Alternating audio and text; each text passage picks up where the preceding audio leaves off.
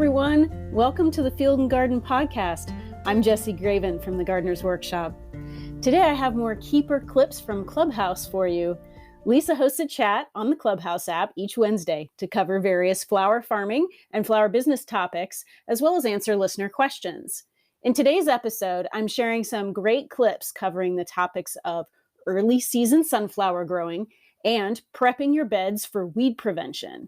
Lisa offers some great tips here that can make a big difference for your farm or garden. So here you go. Welcome, everybody, to the Flower Farmer Show. My name is Lisa Mason Ziegler, and I'm really glad that you're here. So today we're talking about growing sunflowers, and I'm kind of sharing my experiment that I've done the last 2 years of starting them way earlier than when most people do, and I'm going to share with you how I do that. And it has proven for us to be well worth the risk of doing it.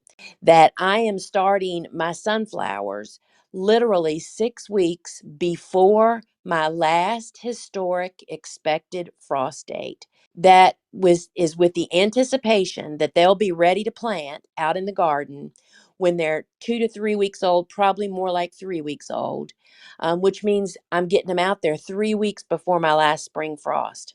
The key things that you need to consider and figure out for yourself is, first off, when is your last historic expected frost date?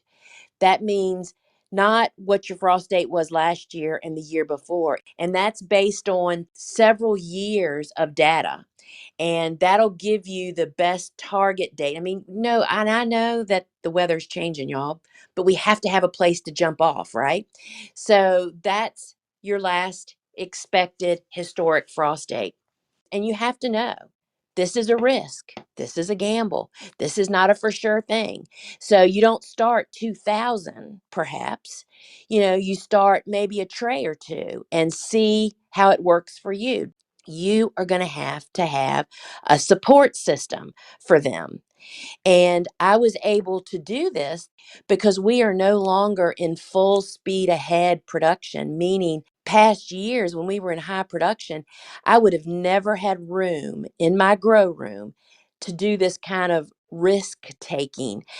So if I start them tomorrow, they're going to be on some kind of heat source for at least probably 3 to 5 days, depending on how long it takes them to pop. Then, if you don't get them underneath grow lights, they're going to start to stretch and elongate, and that does not make for a pretty picture, y'all. They get so twisted up and it becomes a real mess.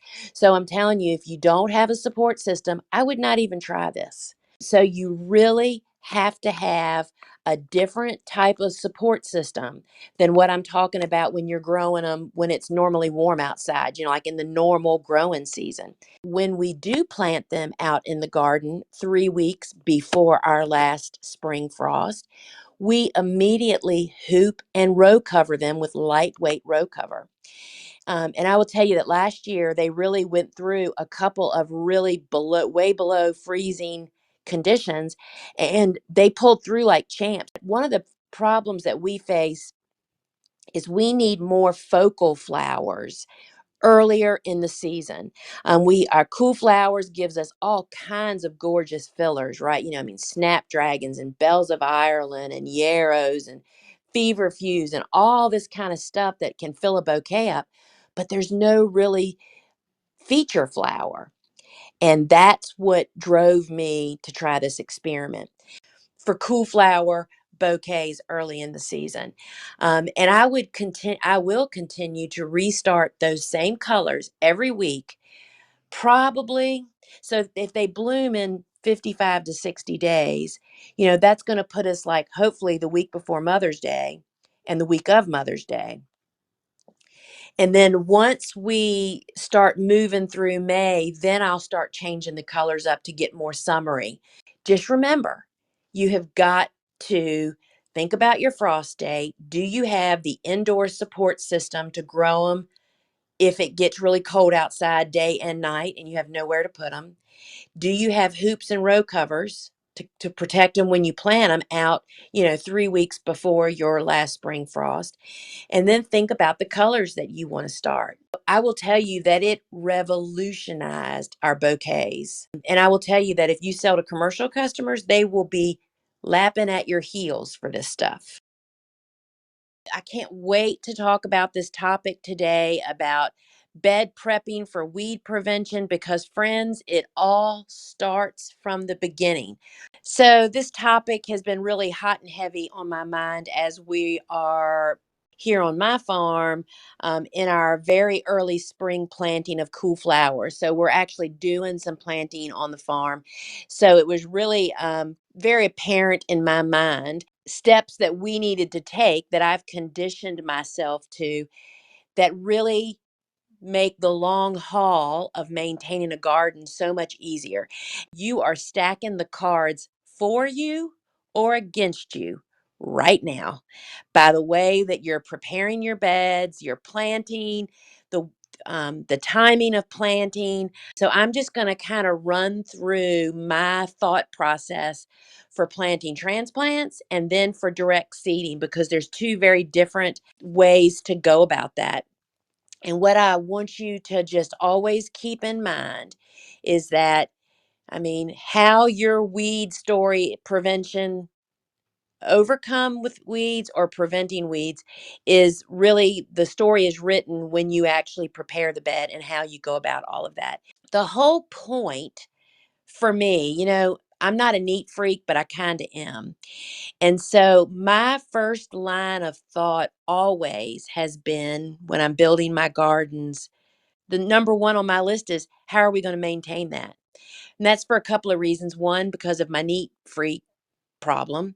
Secondly, how long is it going to take labor to keep it neat? How long is it going to take somebody to keep things in order, which really just makes plants grow better when they don't have to compete with weeds, right? That is always the first thing that I consider is how are we going to maintain the bed or how are we going to maintain those pathways? How are we going to keep the pathways from creeping into the beds? These are all the things that are first and foremost on my mind. And I'm in a little different situation that many are. I'm in the middle of the city. I'm surrounded by 200,000 residents, but we kind of call them the watchers. These are people that, there's two-story houses that they can stand in their upstairs rooms and just have a bird's eye view of everything we do on our farm. And not everybody thinks farming is cool, y'all, even though I pretty much would be convinced here that most of us think it is, but not everybody does. And it doesn't take you really doing anything wrong for somebody to report you for something that you then have to deal with, whether it's right or wrong. You still have to go through the process, right? I don't have time to deal with that kind of stuff. And frankly, because I am like the last farmer in my city doesn't really quite know what to do with me. So I do not want to give them any ammunition. I do not only not have the gut juice to go through that. I don't have time to deal with that. So, keeping my farm a little neater or easier to maintain not only is the best thing for my plants and for growing them, but it's also, fills my need of everything being neat, which allows me to work a little more efficiently, but it also keeps my neighbors really, really happy. So it really works for a lot of different reasons. So I've kind of perfected this. And y'all, I'm here to tell you that we don't nearly do as much work as people think we do. I am the first one to take not the low road, the easy road. I'm always looking to do things the quickest, fastest, most efficient, most cost effective way that there is. And it may not be this way for you. Keep in mind that I live in the South. We have a long growing season. Our perennial weeds can take a garden down in a rainy season. Like we have Bermuda grass, it can overgrow a bed, literally a 30-inch bed in a month of rain if it just rains and rains and rains and it's hot outside. So we face some unique things, which is why, number one, I tend to plant primarily transplants in the spring and summer. I don't do any direct seeding in these seasons. We do direct seeding in the fall, but it's weed pressure that is really the big problem. And so the way that we have come around to maintain our garden, planting just tons of transplants. I mean, literally tens of thousands of transplants, and then having to maintain the bed tops and the pathways. We make our beds, and I did this by hand with a walk behind tiller and a shovel for many years before I had a tractor with a bed maker. But we create raised beds with a bed maker or with a tiller. And we then cover those beds with what's called Bio 360. It's a biodegradable film. It looks exactly like plastic, and you get all the benefits of plastic, meaning it can warm your soil, it prevents light from getting to weed seeds that are on the surface of the soil that quickly germinate. And it can even help to retain moisture. So we make beds. We cover the beds with the Bio 360. We've laid it by hand for years. But I do have a tractor now that does it, just makes it much quicker and easier. What happens is when we make those beds, let's just say you're using a walk behind tiller or a shovel. You would not make the bed and finish it off, meaning making it nice and smooth on top, and then think to yourself, oh my gosh, I'm pooped. I think next Saturday, let's say you're a Saturday gardener or farmer, next Saturday I'll put the film on. Well, you can't do that, friends, because every time you disturb the soil, you are bringing up hundreds of thousands of weed seeds. Weed seeds live longer than you and I, and they're just in the soil waiting for what they need to germinate, and that is normally air, water, and oxygen. And the minute you turn over soil, you bring those babies to the top and they quickly start germinating. If you made beds today by hand and then decided to lay film or even to mulch them or to however you're going to finish the bed off, next Saturday, guess what? You have already started the story that you're going to have a season full of weeds. When you disturb the soil, you have to immediately prevent the light from getting to the soil. That's why silage tarps are so very, very useful. Let's just say you can't put the film down today or you can't mulch that bed today, however you're going to mulch it. If you just pulled a silage tarp over it for the week, that at least blocks water and light from getting to it. I think this timing and people not considering this leads to so many weeds in the garden. I mean, and I know it used to for me. Our rule of thumb has always been back, especially when we were making them by hand, we would make and finish a bed before we started making another bed to finish.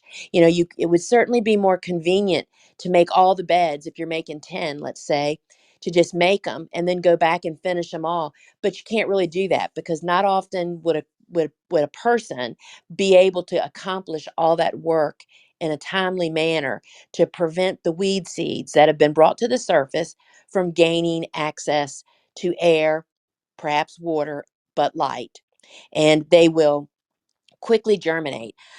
So for us, it was making beds, covering the bed however you need to cover it immediately. Another tip, lots of folks use Bio 360. You know, just some of the tips that I have found that really help just make the film even more beneficial. First off, is the surface of your beds on top should be as flat and smooth as possible. And then the holes are so easy to make. Bio 360 is even easier than plastic to pop a hole through. You don't use any torch. I mean, literally, we use a dandelion weeder, which just looks like a fancy screwdriver, and pop a hole. And it's very easy to make the hole as big as you need it to be with your fingers. But what you soon learn is the smaller the hole you make, the less light that can come in that hole. And so you really get the first season that you might use, whether it's plastic or Bio 360, you'll find that you're gonna do a lot of lesson learning that first year. But the key is to prepare your beds. The real benefits of Bio 360 to really claim their benefits to you is those first few weeks right after you plant, when there's not a canopy of plants shading the surface of the bed. You know, once our plants get up to, 18, 24 inches, and you get this, I mean, you can't literally even see the tops of the beds anymore. The Bio 360 has done its job. What happens for us as I start mowing pathways, I am very careful in the early stages of a bed growth to not hit the bed with the lawnmower wheel because it'll rip plastic or film. But after that canopy is up and growing, the Bio 360 is kind of a byproduct by that point. It's already done its job. So I just literally pop my push mower wheel up on the path, up on the edge of the bed and mow my pathways. And that's how I keep my beds so very, very neat. And then I just wanted to also give you tips for a direct seeded bed because again, y'all, we do quite a bit of direct seeding in the fall. And because of the steps getting ready to tell you, we literally face little to no spring weeds. And it's all about timing and the chores that we do that follow that. But it's the same basic concept. So you would make your bed. You're not going to cover it with anything. We direct sow into beds that are open soil, no mulch, no film. You would prepare your bed today, and then I would either lay a silage tarp over it to keep weed seeds from developing until I can plant, or I would plant immediately. We tend to plant, I use my garden hoe to pull a trough, and I tend to put only 3 rows of three rows of seeds in a bed for direct seeding to leave me adequate room to hoe quickly and efficiently between the rows. 4 rows in a bed is what I do for transplants, but not when I'm direct seeding. And I use that garden hoe point to kind of draw a little trough the length of the bed for where I'm going to plant my seeds. That does a couple of things. It visually tells you where the seeds are going. It allows you, when hand watering, to water only the troughs. And then also when it comes time to start your hoeing to prevent those weed seeds from developing into a weed, it's just really easy to see where the seedlings are. So you make your bed today. You either pull those troughs and plant your flower seeds. We don't have to plant any weed seeds, right? And water. And then you're going to start your once a week chores, or you prepare your bed and you need to cover it with a silage tarp or something to hold it until you return to plant your seeds, whether it's in a week or 2 weeks or whatever. So once we have our seeds planted, then about every 7 to 10 days, and I really recommend marking it on your calendar, you're going to walk out to that direct seeded garden and you're going to run that hoe through that bed just in the open area between the rows. And if you want to see that in action, if you go to thegardenersworkshop.com and search hoe and then go to the garden hoe, there's actually 2 videos. One of them is me hoeing 120-foot bed of 3 rows of snap beans quickly. We have it down to, I think, a 1-minute video, but it actually took me 5 minutes to do it. If you do that every 7 to 10 days, you extinguish all the weed seeds that are on the surface, and you literally will go through winter. I do it about 3 times before we go into deep winter, and then I might do it again once in the spring. And then literally you have no weeds in that bed, y'all. And it writes the story for how the rest of your season goes. I mean, we just really don't even think about weeds. And it's not because we have some magic. We've just figured out the timing and how to prevent weeds from ever being born. That is the whole point of all of our steps. Welcome back. I hope you found these Clubhouse clips interesting and useful. I'm including links in the show notes to some of the things that Lisa mentioned in these chats. We'd also love to have you join us on Clubhouse if you can. We're on at 1 p.m. Eastern on Wednesdays. Or now you can replay our chats in the app whenever you like. I'll include a link to Lisa's club on Clubhouse in the show notes as well. So that's all for today. Thank you for joining me here on another episode of the Field and Garden Podcast. I'm Jessie Graven with the Gardener's Workshop, and I hope you have a great day.